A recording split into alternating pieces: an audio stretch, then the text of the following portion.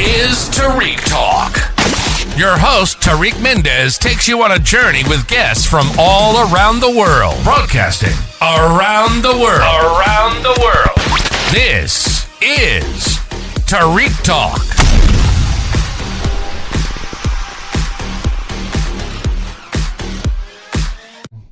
All right, guys, today I'm here with Michael Casalinho. Michael, how are you today? Hello, everyone. How are you? Thank you for being on the podcast. I'm so excited. Thank you an for entrepreneur, a chef, so many things. Do you want to start off by telling us a little bit about yourself?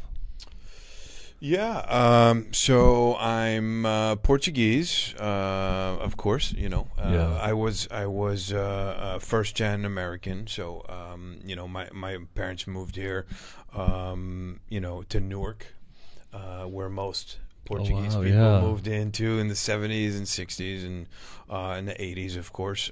So I'm 39 years old. My life started there in Ironbound. That's where I was born, St. James Hospital, which no longer exists. So so I grew up, I speak fluent Portuguese. I write it, I read it. That was just something that was instilled always from a young age in my household. My parents would speak to us in the native Portuguese language. And then that just stuck with me, and That's very funny you say that, because my mom was the same way. Like, we weren't allowed to speak English in the household. So when people ask me, "Hey, do you know how to write or read Portuguese?" I'm like, I'm like, that's like the basic, thing you can do. What do you mean you don't? They're like, "Oh no." So that's so interesting that you say that, because like as I get older, I really appreciate being able to not lose our culture in a sense, because a lot of people do. Yeah, especially nowadays, and it's culture to me is super important. I think hence why I got into the industry I did, and I focused just on the cultural aspect of it, because it's so easy to get lost nowadays in the industry, and kind of go in a different direction.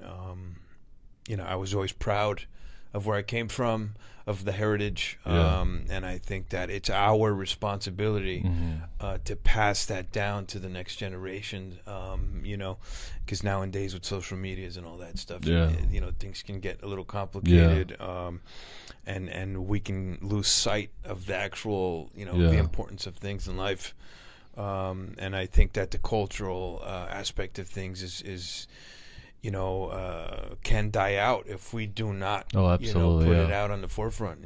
Absolutely. It's very important for me anyway. I agree. I 100% agree. And how did you get into the business? Like, man, my life's been very interesting. I've started at a very young age, being somewhat, I guess, if you would, an entrepreneur. I always had these high ambitions and goals of being something someday in life. And I think that at a very young age, I just, I set out for that journey. I think it's just naturally in me. I was never, really good at school or never focused in school. In fact, I hated school. And I just, when I was always in classes, I would, my brain would be somewhere else. I would be looking into doing other things. And I think that spiraled in to eventually, I did drop out of school. In fact, not many people know I never finished high school. Oh, wow. All the greats did the same thing. Yeah, so. I never finished high school. I mean, well, I wouldn't categorize myself in the greats. Who knows? Maybe one day. I think you're pretty amazing. Yeah. Thank you, man. That means a lot to me. I appreciate it. Yeah.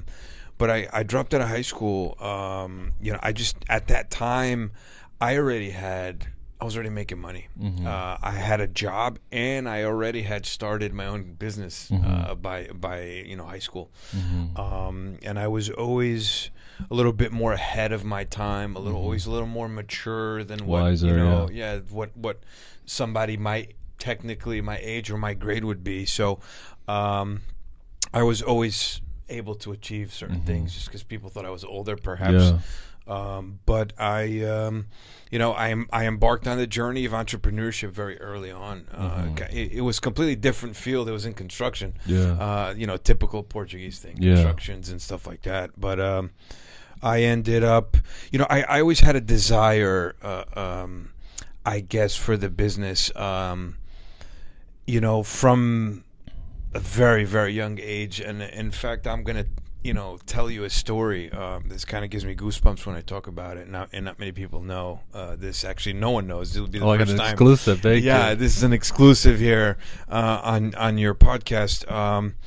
So when I was probably a freshman in high school or something like that, I always, when I was like 16, whatever, I would always work in Newark at a restaurant, being a busboy or something. When they had a party, I'd go in and help clear tables and stuff like that. So that's where it all started, really.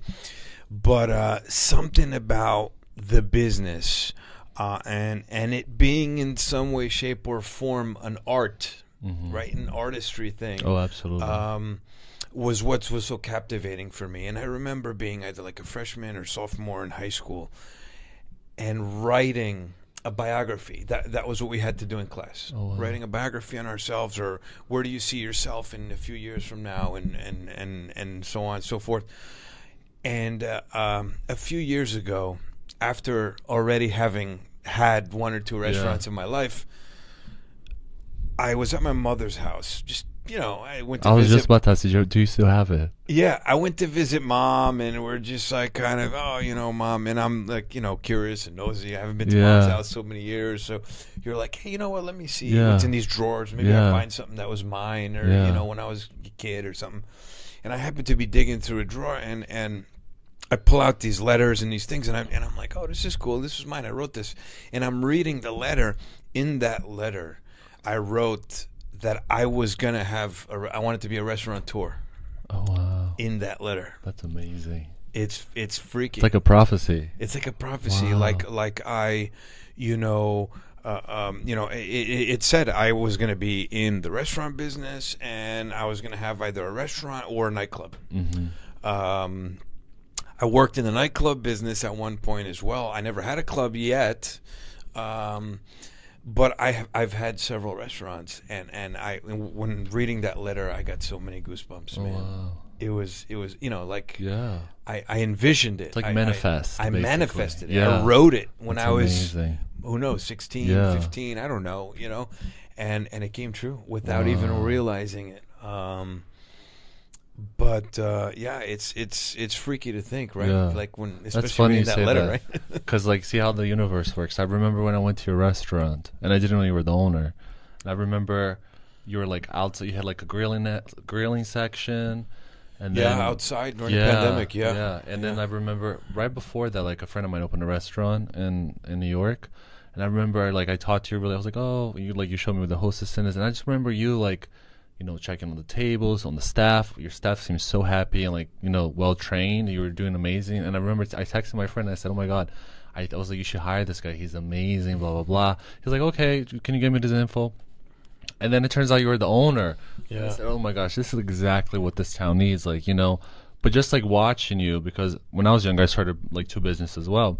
I dropped out of college, but I remember seeing you. I was like, wow, this the food is great, the service is amazing. You know what I mean? Sometimes you wait so long for a cup of water or your food. You're on top of everything. I was like, my gosh, this dude. I don't know if he's on Adderall or 10 espressos, but he's literally on top of everything. He's so aware. And I told my friend, I was like, you have to hire this guy. This guy is amazing. But I was like, oh, he's the owner. I was like, even better. We need somebody dope like this. Yeah. And JC. Unfortunately, that's my, or fortunately, depends how you look at it. That's my natural energy. I when I do anything, I I embed myself into it 100,000,000%. I throw my all into it. Especially when I believe in it. And that in particular restaurant was very, which is called Broa Cafe. For those of you listening want to know, that was an extreme passion project for me. It was something that, again, touching back on the culture, and about trying to keep the culture alive. And it's so funny how you mentioned that, because that was the purpose of that restaurant in particular, because I feel like, again, touching back on the social media stuff nowadays, and it's easy to get lost and forget things, what really matter in life in those things. But it became a thing for me where, let's just rewind a little bit. Going back to Newark, I was involved in a restaurant there. I was probably 20 years old. Oh wow. Yeah, so that would be my first restaurant. It was called Café Opção in the Ironbound section of Newark. I was involved in that project for about 5 years. So built that up and everything before coming into Jersey City. So I've been involved in the restaurant business for about 20 years now.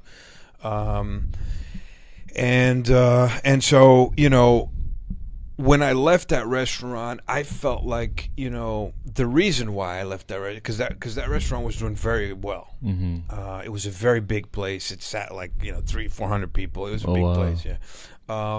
But the reason why I left Newark was because I felt like, and maybe you can relate, sometimes dealing with people who are kind of stuck, like in a mentality, in a mentality wise, and that happens frequently in small towns, neighborhoods, villages. It's quite normal, right? And I feel like people get comfortable. Right, you move from Portugal, you end up in Newark, and then you come from a small town or village. Whether it's Portugal, we could say Brazil, we could say Puerto Rico, we could say wherever, right? And anywhere in the world, you move out of your small city, town, or village, and you move into a new place. Why do you want to live the same way you used to? You left for a reason, so why not pursue the reasoning why you left and do something differently? And I feel like, people tend to stay comfortable and stay. It's like, oh, this feels nice. Or I'm good. I don't have to do anything. I don't need more. I'm all right. I think that's very dangerous. But yet, those people can also, and there's nothing wrong with that. And I'm not here to criticize anyone on their beliefs, ways, or whatever. I'm just saying that speaking for myself, I was always super ambitious. I was like, I'm gonna live in a castle one day. I'm gonna have, I'm gonna have all types of cars, and then I'm gonna be like a king. And a lot of people, it's hard to accept that. A lot of people can't accept that. They think you're arrogant. Who do you think you are? Oh my God, castle. You're dreaming too big. You dream too big. Who do you think you're a king? Who do you think you're better than everybody? So it happens where people can kind of dilute your dream over the course of time, being surrounded in that environment, and it's an important thing to stay focused on your vision, on your mission, on your goal, no matter who's around. And your surrounds, though, have a big deal, a big impact on who you are, what you become, right? Hence all those sayings where, show me who you surround yourself with, and I'll tell you who you are, kind of thing, right? And so I felt like the people around the neighborhood weren't, like, my concept at the time was so advanced, I guess, for the neighborhood, that people weren't getting it, or they weren't accepting it. So I felt like, unfortunately, I had plateaued in a form of success for the neighborhood. And the neighborhood would not allow me to become more successful than what it already was. And it can be for many reasons. It can be for their own lack of knowledge, their own lack of resources, their own lack of ambition, their own lack of, again, the knowledge to look into the future and see have the vision. Of something greater than what it already is, right? And then you have those who are just jealous, the haters, right? The haters that everyone has, right? And will always have. And, listen, if you have haters, it's a good thing. It means you're doing something right. It's like, as they say, good publicity or bad publicity is the same. You're doing something right. Whether it's good or bad, you're getting the publicity for 100%. It. So that means you're moving and shaking something, right?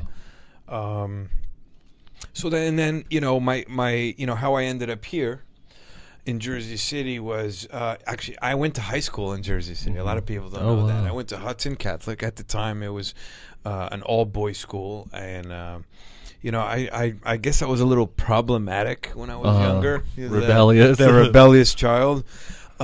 So I felt like, maybe I need to go to an all-boys school and a Catholic school and be strict, rules, cut out all the distractions, girls, and I, that way I can focus more. That didn't do anything. It didn't work. It was even worse. You would just skip out on classes and all that stuff. The good old days. But yeah, I went to Hudson Catholic here, which is now a co-ed school, and so I was familiar with Jersey City, and my older sister already worked here at Exchange Place. She was a currency exchange broker who dealt with Latin America, so she dealt with Brazil, Colombia, and Peru, and all these places. And at the time, she kept telling me, dude, you got to come here. You got to, man, I would love to do something together. You should come check it out. And I said, all right, maybe. In the meantime, she moved here from Millburn. And so I ended up kind of spending some time here with her in Jersey City. I would stay at her house and kind of roam the streets during the day. At the time, there was really nothing around here, for the exception of the Majestic, where Ratza is now. Oh, okay, yeah. That was the Majestic Cafe. Where Luna is now, that was the Merchant. Oh, wow. Because it used to be an old bank, so that's why they call it the Merchant. Because it's the old bank vault that's still in there. So it's called the Merchant. And then where Uncle Momo was called Marco and Pepe. Oh. And that was owned by a guy from Spain who we became friendly. And he also worked in the finance industry, and his wife had a store at what is that? The famous train station in Manhattan. I'm sorry. Grand Central. Grand Central. There you go. So she had a clothing store in Grand Central, and she had a clothing store where, ironically, the new Ratza location is. Oh, wow. That was a clothing store there as well. It was her clothing store, and then they had the Marco and Pepe Cafe. And that's it. There was nothing else. Ibby's Falafel was here. Yeah. The Beechwood wasn't there. It was an old appliance store. So, I was here before anything was really here. You know what I mean? Yeah. And so, I decided to just kind of found the location where it was, and I fell in love with the backyard. And this was right before Hurricane Sandy. Yeah. And, were you affected by Hurricane Sandy? We were dramatically affected by Hurricane Sandy. We were dramatically affected by Hurricane Sandy at the time. We had gotten the locations prior to Hurricane Sandy a few years. So, what Hurricane Sandy was 2012, 13, I think it was. And I already had acquired the location. So me and my sister decided to join forces. Yeah. And we decided to do, kind of go into this thing together. Yeah. As like a brother and sister project. So she had a vision and a goal of having like her own little store with Portuguese, like artisanal products and stuff like that. Fun. Yeah. Kitschy like stuff. little mosaics and like little mosaics, little artisanally handmade bags. Yeah. And, pillows and, jewelry from Portugal, like artisan stuff. And so we decided to embark on this journey together at that location. And we both fell in love with it, and we said, "Listen, look, let's do this together. You do the store upstairs, which is the store was above me. I'll do the restaurant thing. I already had the experience. I already knew. I already, it wasn't my first rodeo, as they say. And I fell in love with the location because I thought it was the right size to do my concept, which was like a tavern, a tasca, where you could find many in Portugal, roaming down the little side streets, right? Yeah. And that was my vision, my goal to accomplish, and I thought the space was perfect. And then I don't know if you remember the backyard. It was just like a paradise. Yeah, it was magical. It was magical. Like, it made you feel like you were in Portugal. Oh, man, it was so magical. And that was what kind of, grasped me in to the location. And so I started my journey on modifying it to get it to look old. Yeah. And give it that magical aesthetic. And then Hurricane Sandy wiped it all out. Oh. And I just, I just said, man, this is crazy. But I believed so much in that project that, I confronted the landlord at the time, and I said, look, I ain't going anywhere. But I need you to work with me. I'll stay here. I want to keep the lease. I want to stay here, but you got to work with me. Yeah, I want which makes sense, yeah. And he agreed at the time. Unfortunately, God rest his soul, he passed away. But he had agreed, and we worked together. We had a beautiful relationship. And at the time, the building even needed to. So they wanted to condemn the building because it was collapsing in the back end. Yeah. And I was able, through some contacts of mine, through my family who knew engineers, were in the construction business, to be able to get an engineer to come in and kind of figure out a formula to say, okay, look, you want to open the back, and that's what kind of made me open the back. Yeah. Right? To have the backyard visible was that. It was an opportunity. The building needed to be rehabilitated and needed a structure fixing. I was able to get an engineer to come in and sign off on the project and tell us exactly what needed to be done. I covered that cost to get that done for the owner as well. It was to my benefit as well. Yeah. And it was a win-win for us both. And he was going to work on me on the rent and stuff moving forward. So I had quite a very long lease there on that location. So like I said, it was just a passion project, man, about the culture, about the arts. And I know you're an artist. Yeah. And look, I love the industry. I love the business. I've always loved like fashion, the fashion industry. That was my real first passion. Unfortunately, I had a very old school father who didn't agree with it. No, I can imagine. Yeah, so I had to really quick pivot in a different direction. But I guess I knew very early on that this was kind of what I wanted to do or what I needed to be doing. And a quick explanation why is because I love fashion. I love the industry. I think it's phenomenal. My idol is Ralph Lauren. Oh, wow, I love Ralph Lauren. I love his he's amazing. That guy is just unbelievable in every aspect. So I love architecture. I love art. I love paintings. I love sculptures. I love, man, you name it. I love beauty, it. Right? Beauty. I love anything beautiful. General, I love music. I love people. I love food. So when you take a step back and you look, you're like, dude, the restaurant business. Yeah. I'm the owner. So for example, every restaurant I've ever owned, I designed it myself. Oh, wow. I decorated every single restaurant myself, and I cooked in every single restaurant. Yeah.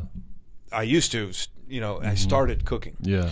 And for me, it's, when you start analyzing everything, it's like, okay, the restaurant business is about people. I love people, right? When you walk into a cool place, they got cool music on, and it just changes your mood. It changes your mood. So I love music. So we already got two of the things that I enjoy, right? Then you got architecture and design. So I love aesthetics. When you walk into different restaurants, you feel the what they're going for. You have different moods, different vibes that were purposely created for that effect. So you have the design aspect of it, right? You have, for example, I've had certain locations where architecturally beautiful as well, right? Wow. On the design aspect. Then you have the decoration, the paintings on the walls and the pictures and all that. The aesthetics becomes art. It's an artful thing. And then, it's the food. Then it transitions into the food, right? You can express yourself in different forms of art and colors on a plate. Yeah, that's right? exactly. I remember the squid you guys had, like the presentation of it on the plate. Right. It was just so beautiful. So all of that is, taps into your world of art, of being an artist. And that's what we are at the end of the day. In the restaurant business, we are artists, who just have a different form of canvas or clay or whatever it is that, in different realms of the business. And we kind of just, again, we play around with ingredients, with colors, with flavors, with things like that. Yeah. And that's the intriguing part for me of the whole thing. I like new stuff. I don't like sitting still. I like to reinvent better, and try new things and figure it out. And I mean, that's where I agree with you when you say, like, sometimes people reach their limit and that's it. Like, they think, oh, I'm good now. They don't think, oh, how can I make this better? How can I improve? How can, for future? Right. And I think that's very, like, I don't know if, like, stifling is the word. Yeah. It feels like you're held back, You definitely. Yeah, and then you question yourself, like, oh, do I want too much in life, or is this normal? You know what I mean? Like, is this the next step that I should do, or should I just be content? But you're absolutely right. What you said earlier. You said something magical right there, man. You ask yourself, is this enough? Is this what you want to do? Yeah.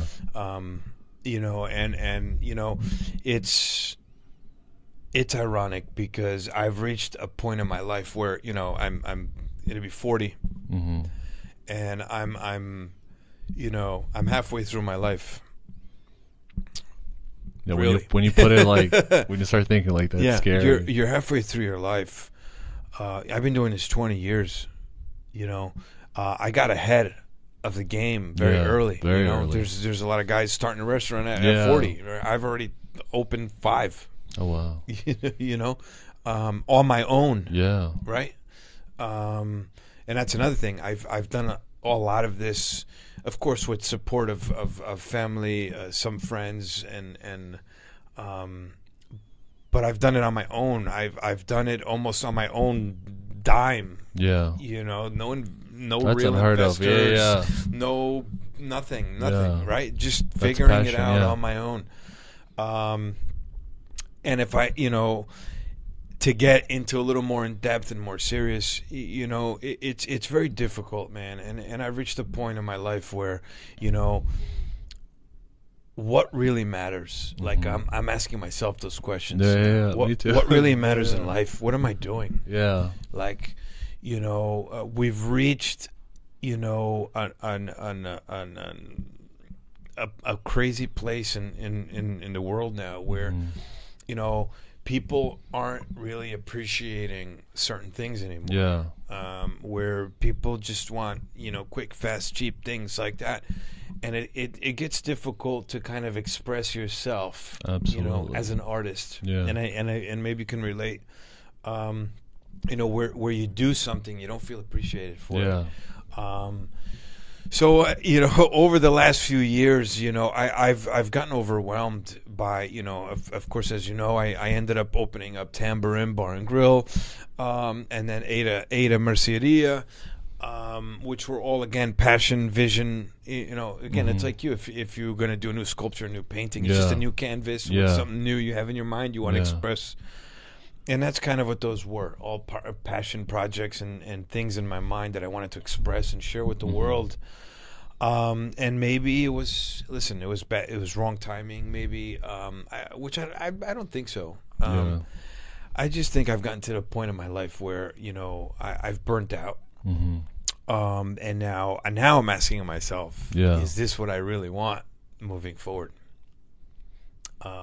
And maybe a lot of people aren't expecting to hear that, but I've kind of felt into a little bit of a dark place. And if that's going to help anyone, listen, being an entrepreneur is very difficult. It can take a toll on you mentally.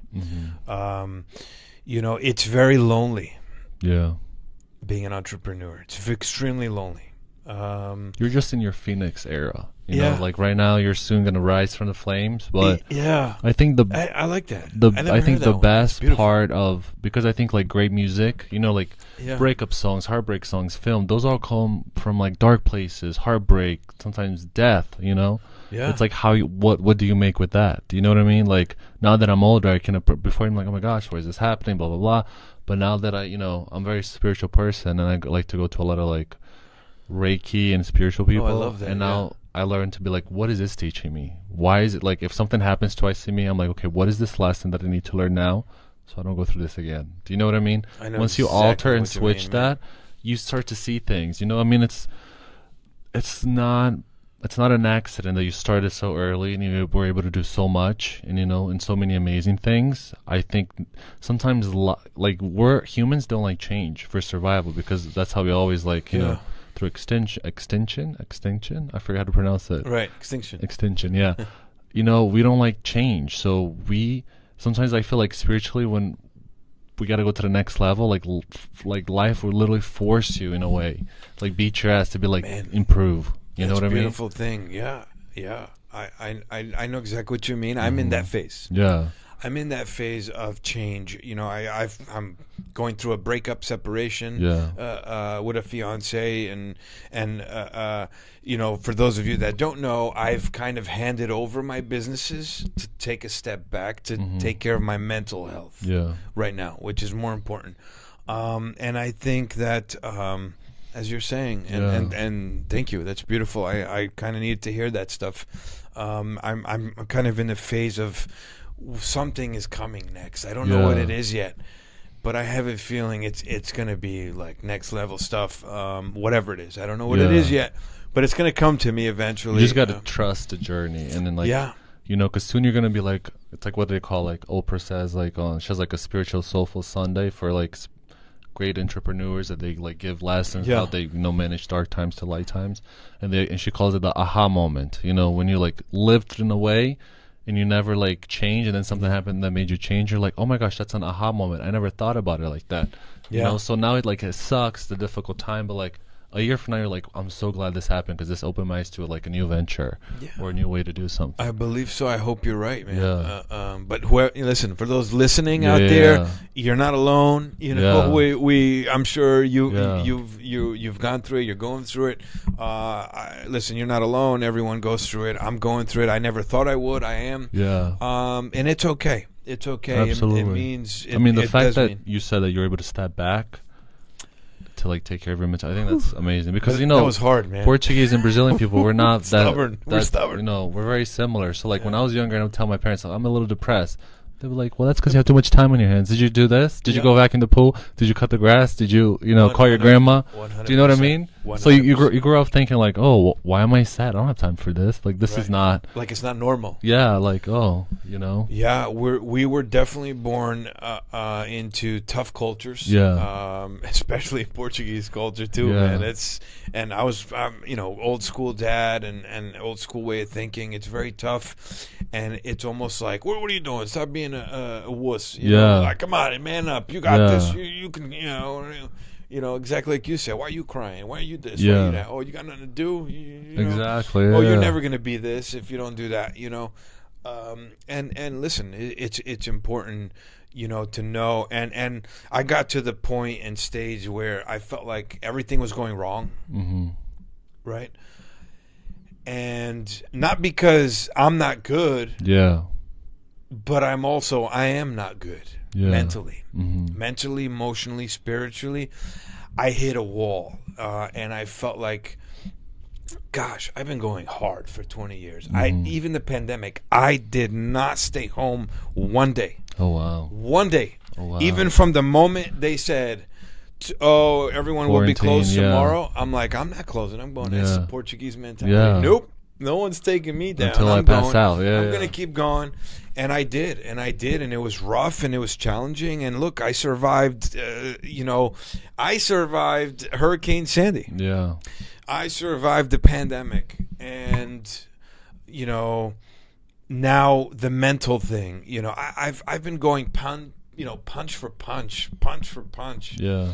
Over the years, and I think I've gotten to the point where, and again, literally by myself, not with the proper team, and I think that's partially my fault because, in a way, I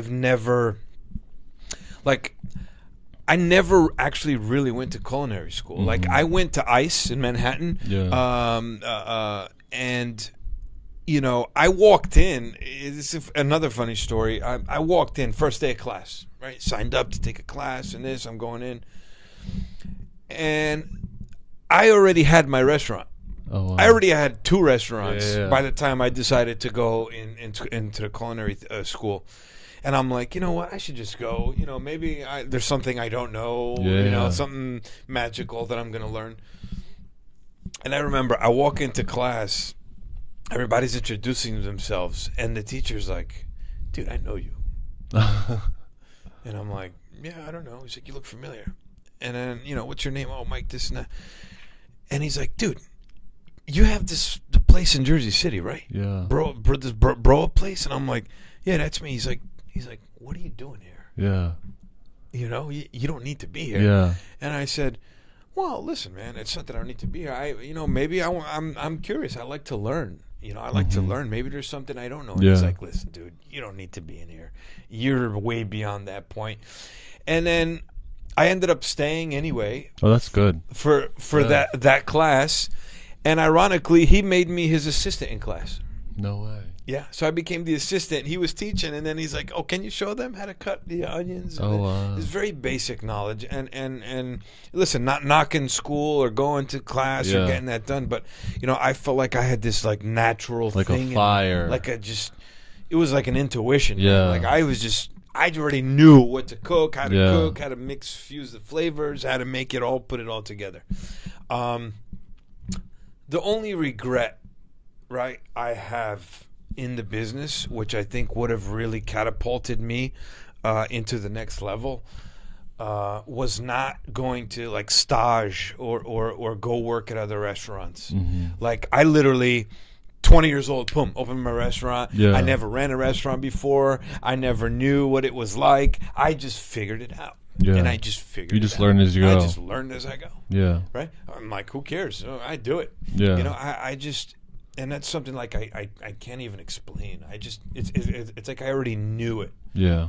Hence I wrote a letter when I was like 15 in school that I was going to be a restaurateur. Yeah. And who knew that would actually take place, how it took place. But I do regret not working at other places or other big restaurants, bigger name chefs, to get a little bit further in the knowledge, because I think that's made my job even harder, not understanding certain things and kind of figuring it out as I go, where I probably could have helped me build a better team. Not that my team was not good, but I think it could have been better, actually.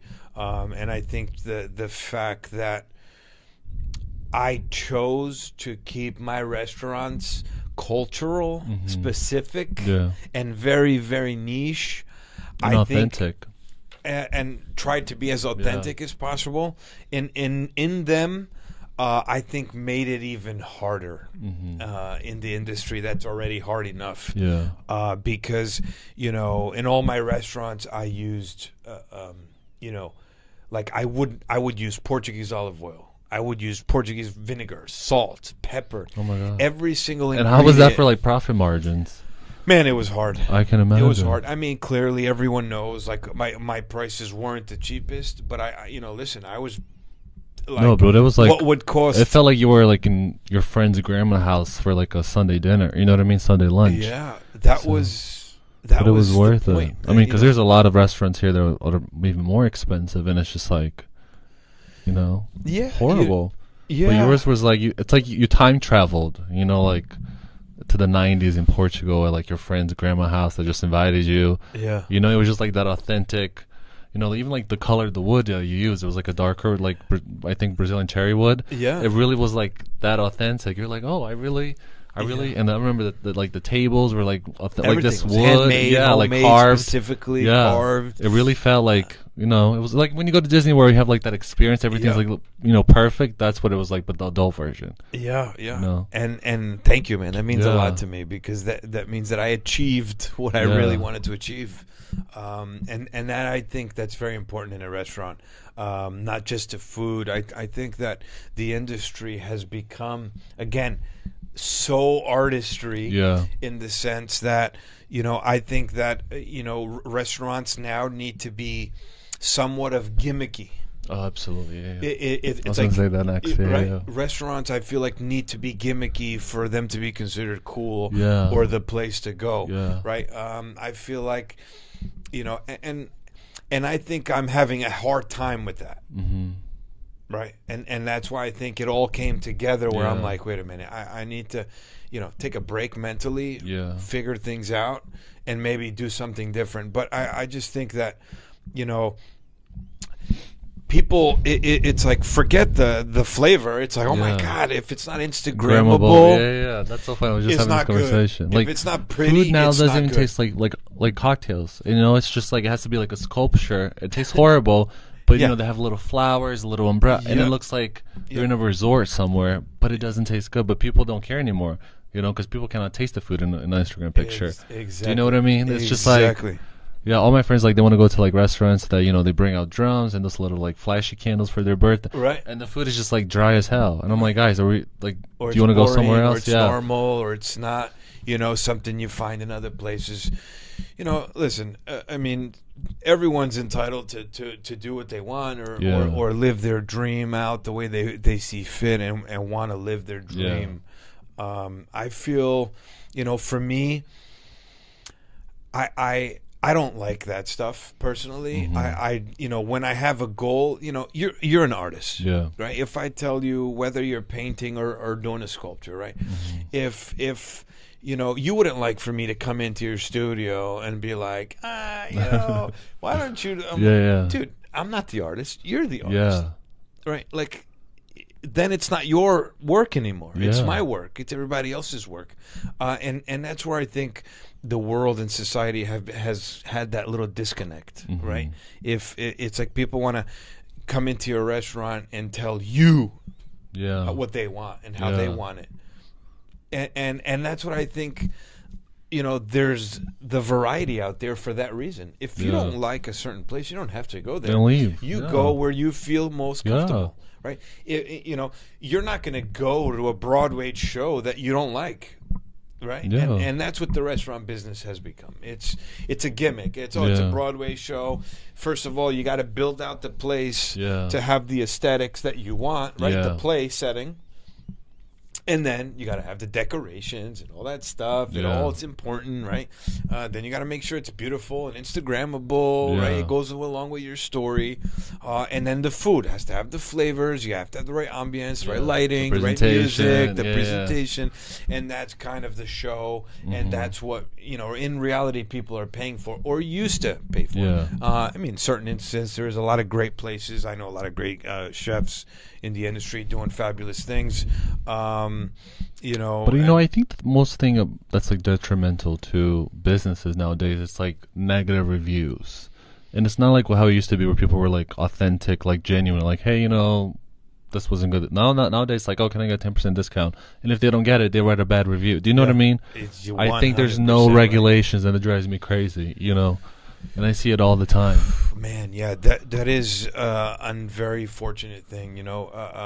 But I feel like it's in every industry, really, right? Yeah. But that one in particular, you know, that was one of the worst things that I think possibly could have happened in our industry, especially for the mental health side of things.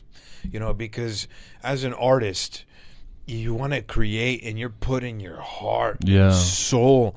No one's perfect. Yeah. Nothing is perfect. Yeah. We strive to be perfect. We strive to do the right thing, but, you know, certain times it does come out perfect. And again, it all depends on your team and and everything that you got in your training and all that stuff. But it can take a toll on you, right? And initially, for me, I was like, oh my God, I couldn't sleep. I'd go home and freak out, and it would just tarnish you inside. But as I got older and more progressive into the whole thing, I just stopped caring about that stuff because I'm like, dude, everybody's a food critic all of a sudden. Everybody's a food blogger. Now food there's critics... There's no, vetting for these people. You know what I mean? There's no vetting. Yeah, and now it's like food critics are 18 years old, working for food writing in New Jersey. Dude, have you traveled the world yet? Exactly. You're not even old enough. Like, name 3 top restaurants, Right? You're not even old enough. Yeah. You don't know culture, food. And that's the part that's upsetting is, there's people who are like, hey, I love, whatever, Portuguese food or Brazilian food. And then they come in and they criticize it. Yeah. They're like, oh, what is this? And I'm like, excuse me. Have you even been to Brazil? Yeah. Have you even been to Portugal? Yeah. Do you even know what it's supposed to taste like?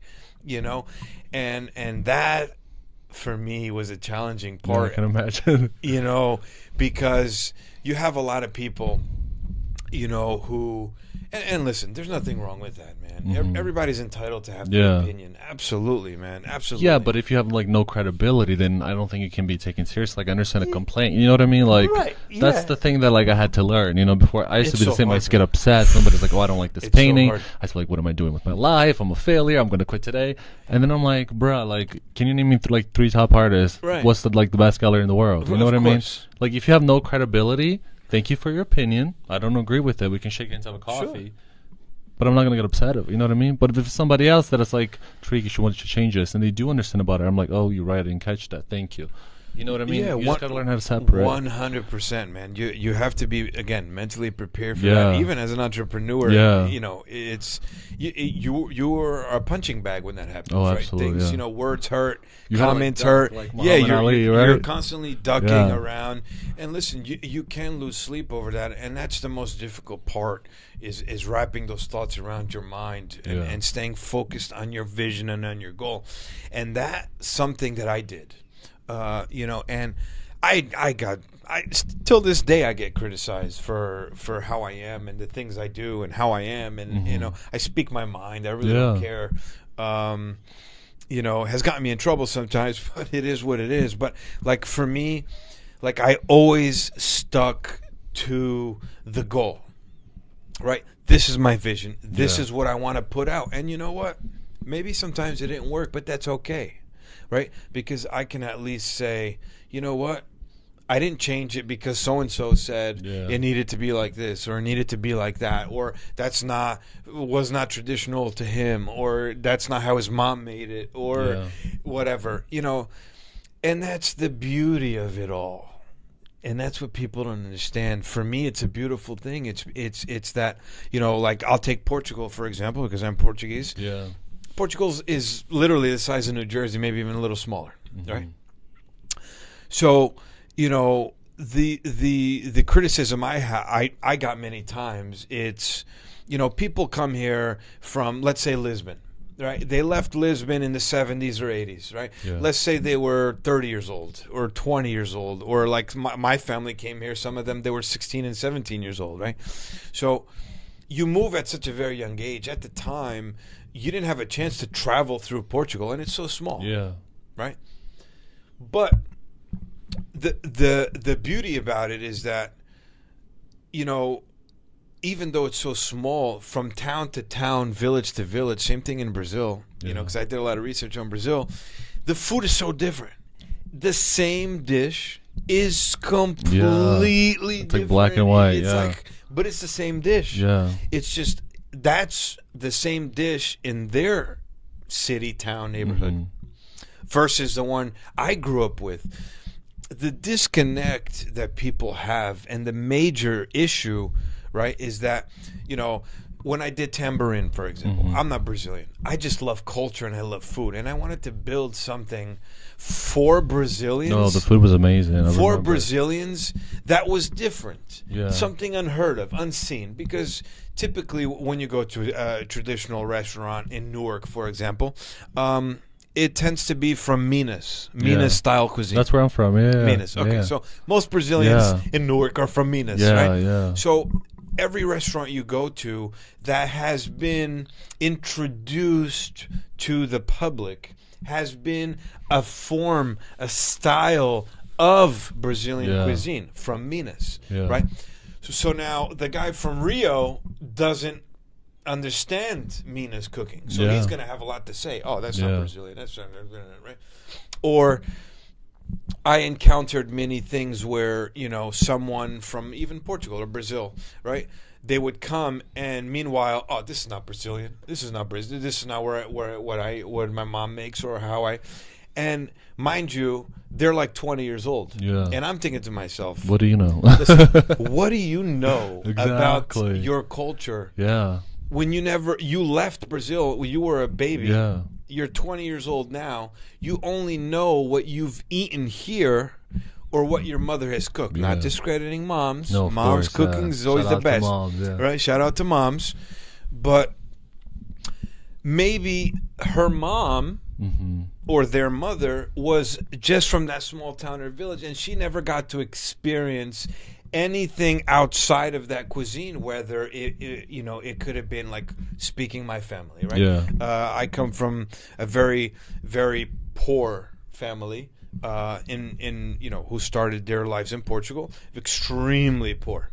So they didn't even have enough money to do anything at all.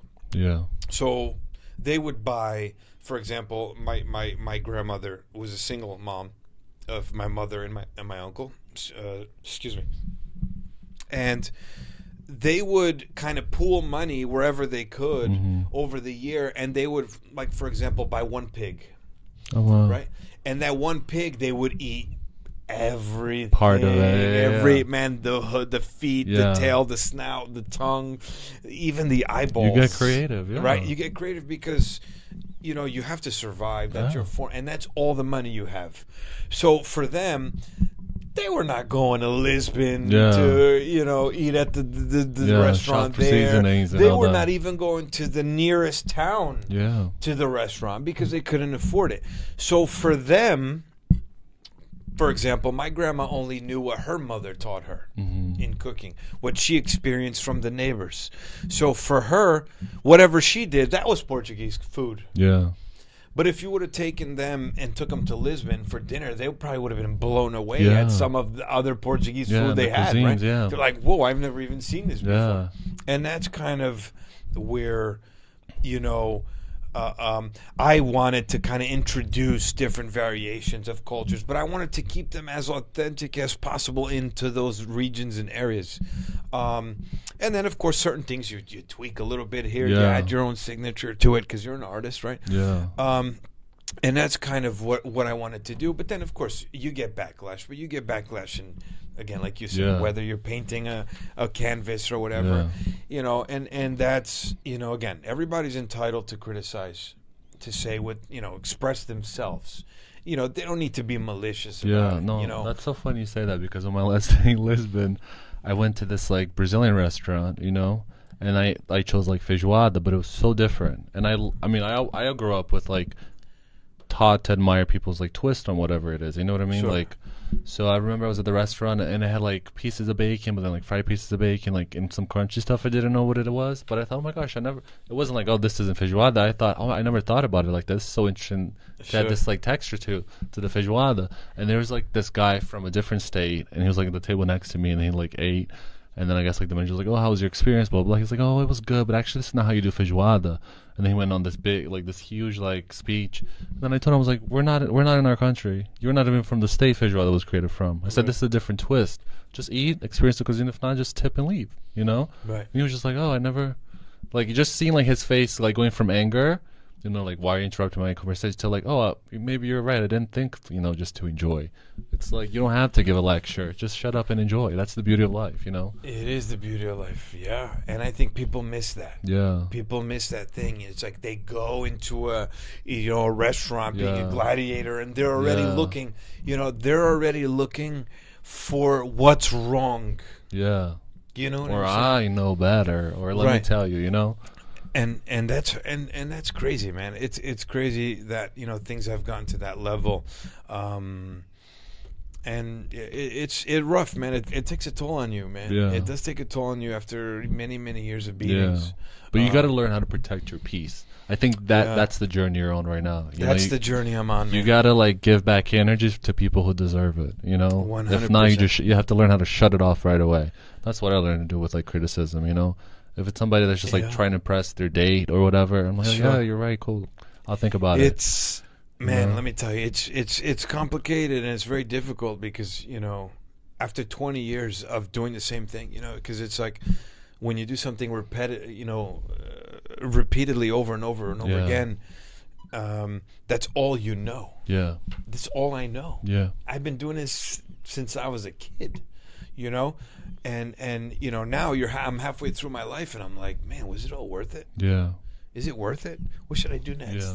Should I, you know, now I'm being hard on myself. Yeah. You know, because now, you know, life goes by so quickly, and you're so entertained and trying to prove yourself to the world that you to do yourself this, too, and to yourself, or to your family, or you're stuck on this, you know, childhood thing against your dad or your mom or your sister or something, and you want to prove them wrong.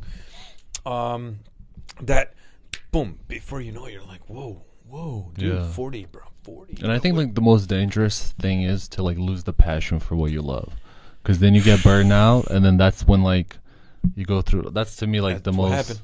That's what happened to me, man. That happened to me before. Like, creatively, I couldn't, like, paint for, like, a long time, because I just was, like, you know, working so hard, like, trying to do so many things, and once you lose the passion, like, you're a little. I'm like, what am I doing? Like, why am I? You know what I mean? Like, you step out of your body. Where when you're in, like, in the passion mode, you don't feel tiredness. You don't feel anything. You're just so connected to your passion.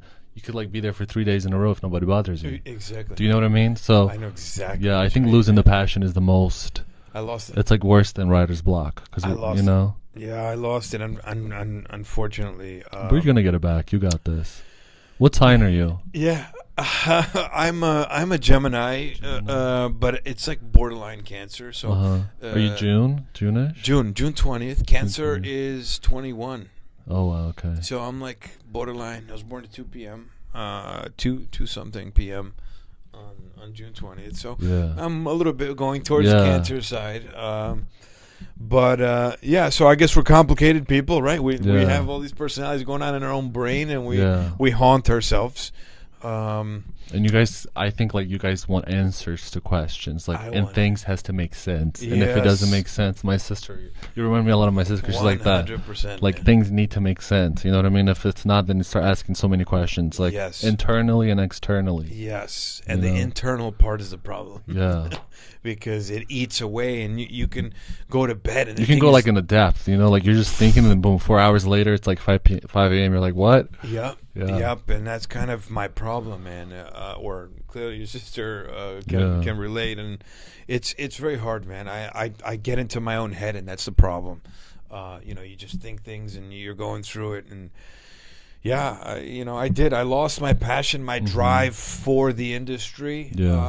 Maybe COVID had something to do with it, or maybe I'm just tired, man. You know, 20 years. 20 years, no break. You're gonna burn out. Yeah. I spent 15 of those years in the kitchen. Yeah, basically. Especially, you said, like, no days off during quarantine. Days off, you didn't even get to experience, like, a good quarantine. I didn't get to experience anything. There's basically no quarantine for you. It was just like, you know. Well, hence why I've lost every relationship I've been in.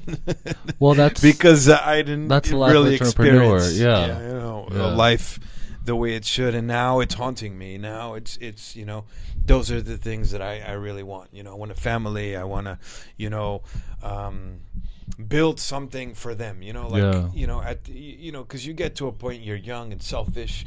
It's all about you and your dreams, and you don't care about anyone else or anything else, and you're so focused on you're so motivated. And you forget about what's more important. And now I think, again, I'm halfway through my life. and I'm like, okay, what am I doing this Yeah. for? Okay, I have What's all these the point? restaurants, I have all these things. Yeah. For who? For who? For Yeah. me?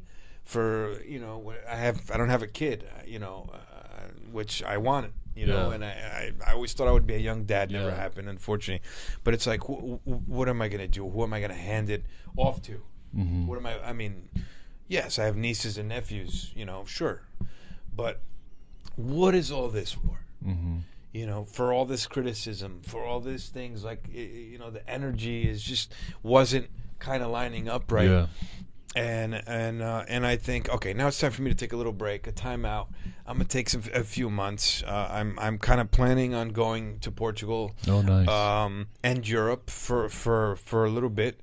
I want to go to Italy, with Greece, take a little European backpack trip, and maybe kind of get lost in a small little village. Maybe go pick up a shift at like a little restaurant. You know what you need? You need that.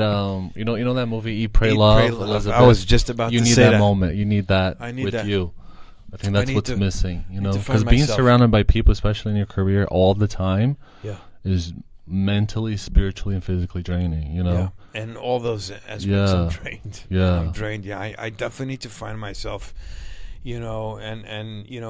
It's like, when I'm in my passion and I'm in my zone, I can be dangerous, because like nothing's stopping me. Nothing's getting in my way. Like I'm, like you said, you go 3-4 days, you don't even sleep, you don't even realize it. And you're so happy you're in the zone. And that's kind of like, I miss that. I miss that person, but again, I want to be that person again, and I want everything else that comes along with it as you get older. No, you'll get it. I want the package you'll get deal. It. And when you do get it, we'll do part 2 of this interview. Yeah, that would be great. I would not. I would love to do that. Yeah. All right, Michael. Thank you so much for being on the podcast today. I had a pleasure. So much fun talking to you. You're an amazing entrepreneur, amazing person, and you're soon to be Phoenix to rise from the ashes. I think beautiful. I you're love in a that. very cool stage. You inspire me with some cool ideas for some paintings. So do you mind just sharing your Instagram with us? Yeah, I mean, I don't have many followers. I'm not crazy big into the social media, or yet anyway, but it's at m.casalino. That's it. So m.casalino, Casalinho. I mean, I don't really have a website right now. I'm just kind of staying under a little bit under the radar. You're taking some me time. To hit my taking some me time.